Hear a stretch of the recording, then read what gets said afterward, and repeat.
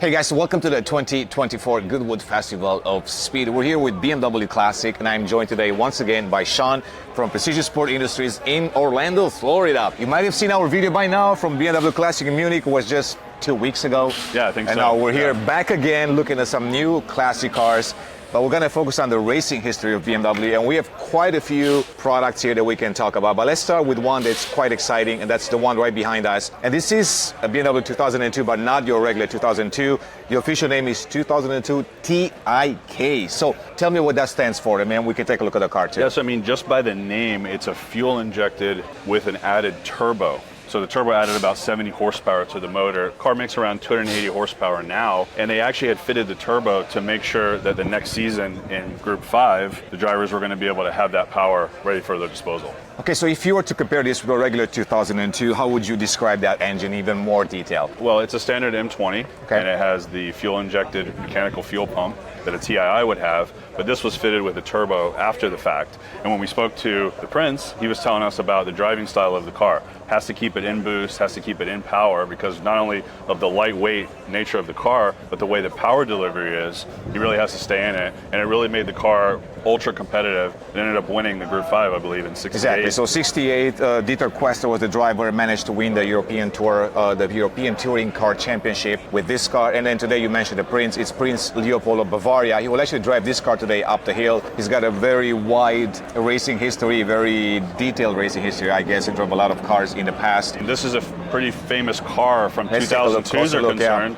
And one of the main things that you'll notice is the pig cheek style flares that this car has, which is in period what they did to go ahead and widen the track and get it ready to go to the racetrack. Yeah, maybe we take a look inside as well, so maybe you follow us. Typical 2002, but is there anything else that's special about this car? I mean, the boost gauge is really special because that allowed them to watch the boost with the car and really focus on the power it made. But also the setup of the tack and everything in here, they're set up to go to the racetrack. And this car has been meticulously restored by BMW back to the way it was back in the 60s. If you look at the engine bay, I mean, it's absolutely It's amazing. It's like flawless. a brand new car, inside and out. So it's amazing to see it here. And then as we move through with these cars, this is sort of the beginning of really the successful racing for BMW. And then we'll move into the 90s and then into the 2000 era.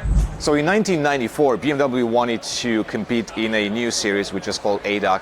It was a series created to complement the DTM Racing Championship. So this is one of the cars that BMW introduced in the championship. It's a E36 318i, which was driven by Gianni Cecotto in 1994. He actually managed to win the championship. So it's not your regular E36. We can see this by the livery, but is there anything else special about the car? Well, this is a 2-liter 4-cylinder engine that competed in the ADEC series. It also has honed aerodynamics that were not introduced with the car, but were further developed later, and he ended up winning the series with it. Yeah, so I mean, quite iconic car, right? I mean, I don't think every time you see this car, you know what it is. Yeah. So of course it's a racing car, so there are a few modifications done to the car as far as aerodynamics. You want to talk about those as well? Yeah, I mean, these are the revised aerodynamics for the car. It originally had a little bit of a different form, but as the season progressed, they made these changes. You can see one of them with the super aggressive front splitter, and there's a matching rear wing that's adjustable with flaps in the back.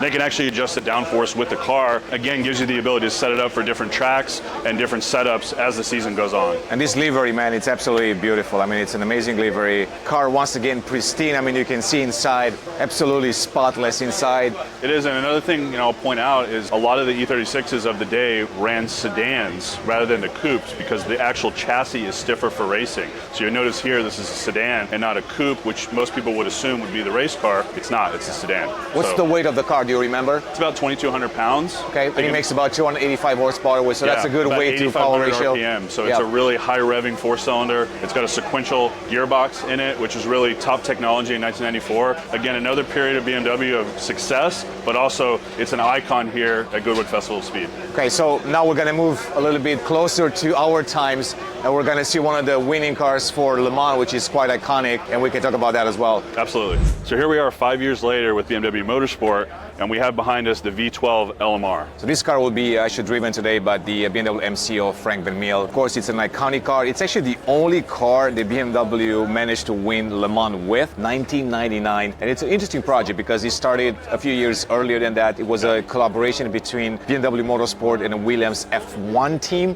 I think the Williams F1 team built like 4 different chassis for the car, and then finally in 1999 they managed to win Le Mans, which is, and I think they competed 3 years. They entered it 3 years consecutively, and 99 was the year that they ended up winning Le Mans. Probably one of the most iconic racing cars the BMW has, not just for that particular reason because he won Le Mans, also the technology behind it. It's a super lightweight car, 900 kilograms, makes about 580 horsepower. At the time was actually one of the fastest cars. I think it can go over 300 kph, which is quite impressive. For the Americans, that's 186. 190 mile an hour, basically. Exactly, which is absolutely impressive. And of course, it still runs today. I've seen it on the track before, and I can't wait to actually see it today here in Goodwood. Anything else to add to this one? This is just when I started following BMW really closely with the racing. It has a special place in my heart. And also to see the LMDH car next to it, you can tell where that car came from this. Exactly. I mean, you can see the racing history moving forward. Of course, this one was not so successful in this year Le Mans. Unfortunately, both cars, the R car and this one, they retired early, quite early actually. But nonetheless, they're all here.